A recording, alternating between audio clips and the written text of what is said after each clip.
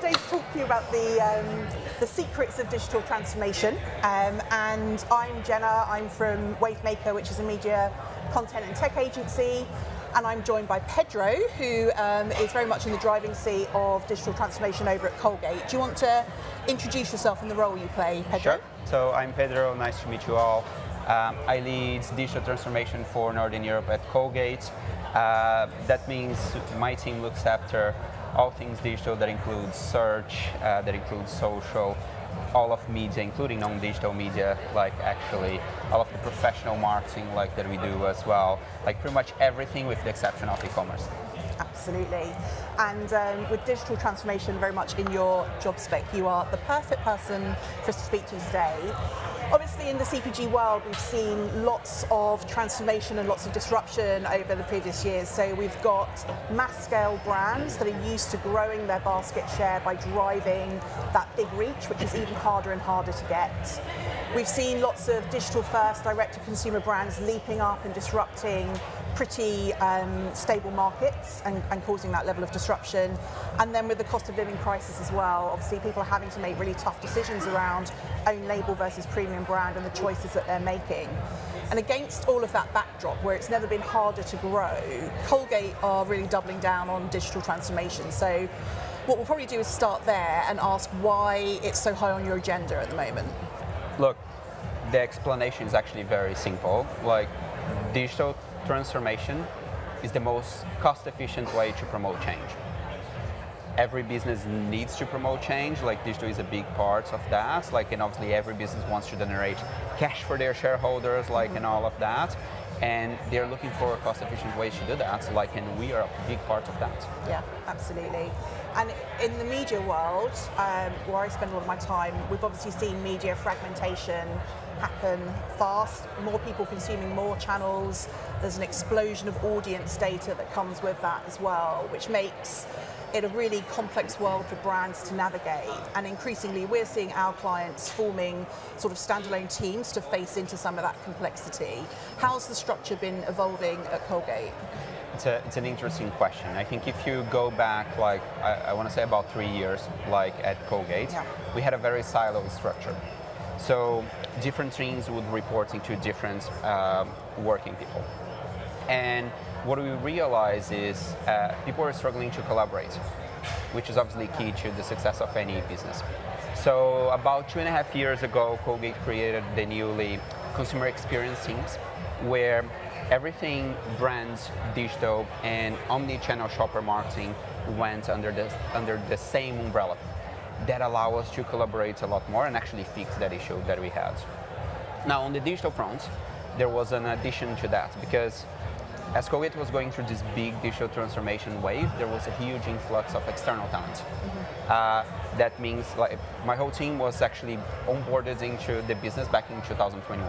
The full team, like about 12, 13 people.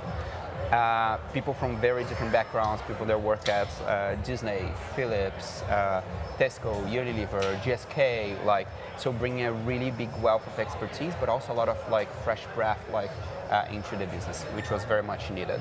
Yeah, and we've probably seen that as well on agency side. We've very much doubled down on that expertise, talent and capability in lots of different areas. But we've also made sure that we keep those T-shaped people, so they might go deep and expert in one field, but they go that little bit deep in many, because the challenge that we're all facing now is obviously getting that holistic view across all of those different areas and bringing that back to client. And that profile is fascinating. Like, for me, you just described the planner of the future. Like, yeah. I think we come from a generation and a world where planners were essentially groups of people that had like a more superficial knowledge of like a bunch of different areas, and they would congregate and actually bring together and transform that into plans.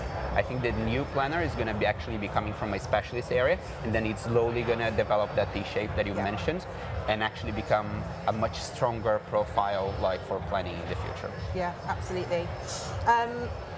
So you've already used the word collaboration, and we've seen kind of for most companies that shift away from perhaps traditional thinking and a move towards a more collaborative way of thinking, and perhaps a more entrepreneurial way of thinking. How do you know the right levels to invest in some of those emerging areas or in those emerging capabilities? I think that's a million-dollar question for any CPG business that wants to innovate and think a little bit outside the box, isn't it? But for me, it always starts with a actually very clear test and learn agenda. So if I have one recommendation to leave on that area, is like beginning of the year, have a very clear list of what are the hypotheses that you want to answer by the end of the year. And if you essentially engineer back like to that list and always keep those questions in check, it's very, very possible that by the end of the year, you're going to know what works best, what doesn't. And that naturally is going to evolve towards the investment levels, like how much should I actually invest in that channel or not as well. And I guess that what sits hand in hand with a test and learn agenda is that willingness to fail and willingness to get things wrong. So how do you build an appetite for risk at a company like Colgate? Look, it's probably been a couple of years that we deliberately build a mindset on test and learn that is actually very simple, very straightforward. Fail fast, learn fast, and scale when successful. And all three parts are actually equally important. If we are willing to fail fast, it's going to allow us to also learn fast. But more importantly, whenever we actually are successful, we need to scale. Otherwise, we are never going to actually hit and adjust to the impact that we want to have. Yeah. And I think one super important thing you'd mention as well is for our test and learn agenda, we have a KPI that we only need to be successful in half of it. And this is extremely important. It essentially gives us that freedom of mind to actually, I'm going to be a bit bolder in that campaign, test something that has a lower chance perhaps of being successful because I actually have the space to do that, which is super important. Yeah, that's quite freeing. We certainly kind of find that then the client-agency relationship is really critical there, because we need to be making sure that we're bringing fresh thinking or new things to try in that constant rhythm of the relationship. But equally, to your point, it's not always going to work. So there isn't a blame game or a situation if things aren't kind of hitting the road with certain tests. We've still got plenty more to challenge ourselves with. I'm going to move us on now to ask how you perceive the importance of data, that could be first, second, third-party data, in your marketing efforts, and if that's driving or fueling your innovation agenda.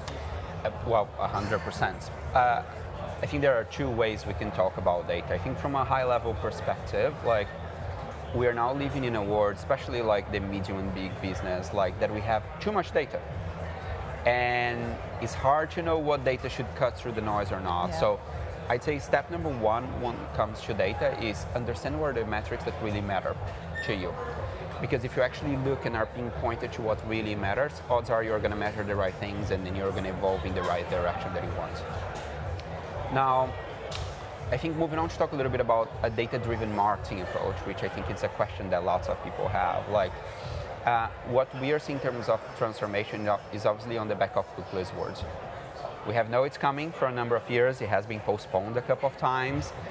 Hard to know if Google is going to postpone again, but reality is cookieless word is already a thing. Since iOS, I think 14, it already became a thing on Safari, which is a big chunk of traffic nowadays. And when Chrome migrates, which should be next year, it's obviously going to hit us 100%. And there are two elements that are a very important part for us as a business on how we are going to evolve our participation in media on that. One is how we leverage first-party data. So keep building those databases and leveraging that in media to understand effectiveness is going to be super important. And second is actually the usage of second-party data, especially retailer data. Retailers are going to be key players, they already are key players nowadays, obviously, but from a media perspective, they're going to become even more important moving forward. Yeah, absolutely. And I guess it brings us to the big question of all, and that's what does the future of digital transformation look like for you? This is such an interesting question because there are 20 different ways that we can take that. But look, if I were to divide in internal and external, which I think it's an important comparison. So from an internal standpoint, if I were to give one advice in terms of future, to people, would be build flexible teams. I don't think it's going to be unheard of to think about digital transformation programs that in their first 5 years, they probably restructure every year. So you need to build teams that are adaptable to change. They're actually flexible, like in taking changes and having changes in their roles and actually do different things, like on boards. This is the only way you're going to adapt for growth from an internal standpoint. Now, when you think externally, for me, the word to define like future is actually courage. Like, if we want to understand how new capabilities are going to look like, if new ways of working are going to thrive, like the only way we are going to do that is if we actually have courage to actually eliminate old ways of thinking and try to bring on board different perspectives, like ones that we haven't thought about yet.